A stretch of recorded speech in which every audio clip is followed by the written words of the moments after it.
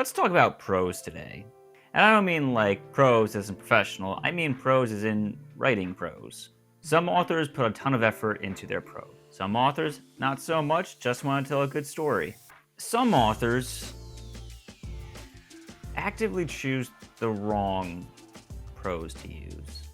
But there's one style that has become very, very popular lately that I can't stand. And if you've read anything by Red Tower Books, most notably Fourth Wing, you probably already know what I'm getting at.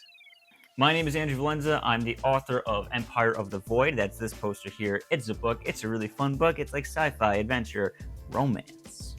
Now, in previous videos, I have knocked Fourth Wing plenty. If you are a subscriber, chances are you subscribed because of my video about Fourth Wing.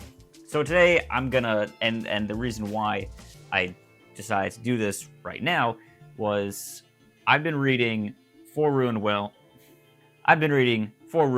the sequel to Five Broken Blades, and the author is very, very nice. I got the chance to meet her, I had a very long conversation with her, and I learned some really valuable things from her as far as the writing industry goes. But the writing style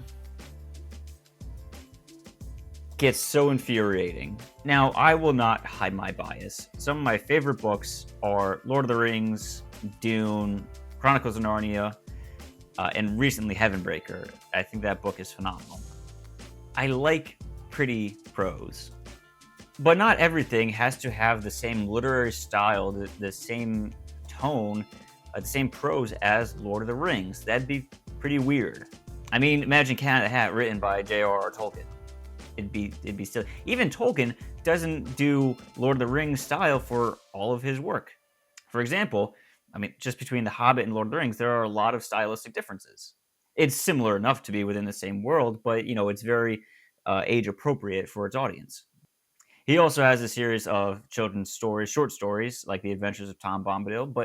But I'm getting off track. I love talking about Tolkien. Anyway, one literary style does not work for every book. And not every story needs to be told with this very high art, high literature style. I will throw my own book under the bus, Empire of the Void. I'll be the first to say it does not have this high artistic style. But there's a purpose to that. My book is very much stylized after 1950s B movies.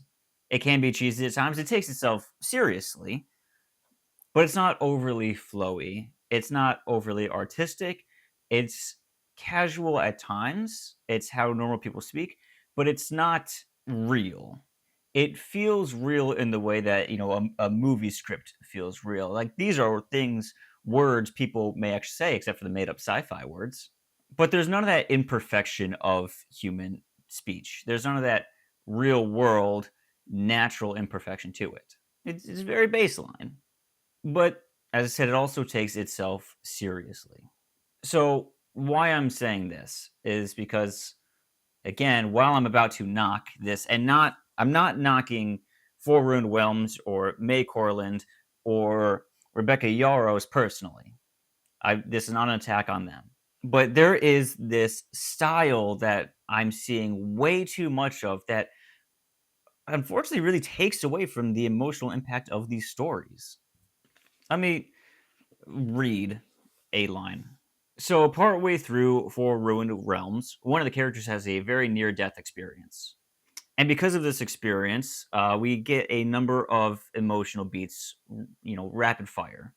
There's the fear that she is about to die. There's her counterpart leaping into action and his fear that he's going to lose her. There's a romantic connection between the two of them that they are both unwilling to accept. And this experience is only drawing them closer. It's reinforcing how they need each other on a deeper emotional level. And spoiler alert, he saves her and resuscitates her. There's a lot going on here that is, very high emotion and should be taken seriously if you want a satisfying emotional resolution. Yet this is how her perspective afterward is introduced. Dying is strange. Overall, I don't recommend it. I described it in my Fourth Wing video as high school girl dialogue.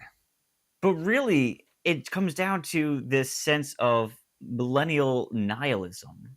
It's this overly frivolous disassociation from taking anything seriously. In a lot of ways, it stems from, this type of humor that the Marvel universe created. The did that just happen? Kind of dialogue. And there is honestly so much of that. Like, he's right behind me, isn't he? Those moments in this book, and in all of these books. And while it might seem lighthearted in the moment, either for the reader or for the author to have a way to relieve some kind of tension, when that's littered constantly throughout the book, not even just, after these near traumatic events, these high energy moments, when it's also during the moments, it's so damaging to the emotional core of the story. If I'm reading a book and the narrator doesn't take anything seriously, doesn't really care about these life or death moments, why should I? Let's say I was going out on a date. Thankfully, I don't have to because I'm married, and I'd much rather not get back into the dating scene. I love my wife, and also dating is annoying as hell. But let's say I was. Now, personally, when I was dating, when I first met my wife, I made it clear from the start, like, hey, I'm looking for something genuine. I don't want to waste time. I'm dating to find the woman I'm going to marry one day and have a family with. And I lucked out. I lucked out. So I go into this date with my whole heart, with high expectations. Yet my date shows up, 30 minutes late, doesn't present herself very well, doesn't talk to me much during the date. Maybe she's on her phone the whole time. One time I was on a date with a girl, and she opened up her phone and I saw Tinder right there. I was like, now what that tells me is, all right, she's not interested. Maybe I'm not worth her time. Maybe I misread the signs going into this date. Whatever the case may be, though, it's very obvious that she doesn't care about me. Fine. So why should I care about impressing her? Why should I care about seeing that date through to the end? If that's how the night's going to be, all right. Had a lovely time. Thank you for giving me this opportunity. I'm going to drop you off at home, and we're going to call it. And I might get comments like, what's the big deal? It's just a book. It's 400 pages, it's 120,000 words on average. No, it's not. Not today. And I'm glad I'm using Four Realms as an example here because, like I said, I had a very long and very fun conversation with the author, and I learned a lot about the publishing industry. And one thing that you'll learn very quickly, even just looking at bookshelves, is things are written now to be series. Publishers want to know that they're going to be able to sell a box set one day, that there's going to be that continuing revenue for a single story. Very little is written to be a one-off. And if it is, it's a series one-off. Like the Pumpkin Spice Cafe, those types of books. They may be individual stories, but they're still a series. So the commitment isn't just 400 pages. It is a commitment to a series, 4 to 5 books maybe. But I'm not going to get that far into the book if it doesn't take itself seriously, if it gives me no reason to emotionally connect with the characters, if the narrator themselves isn't very interested in the severity, in the conflict going on, if everything is just brushed off in this nihilistic way, like nothing really matters, why should I care? This is why it's very important for authors to pay close mind to their prose.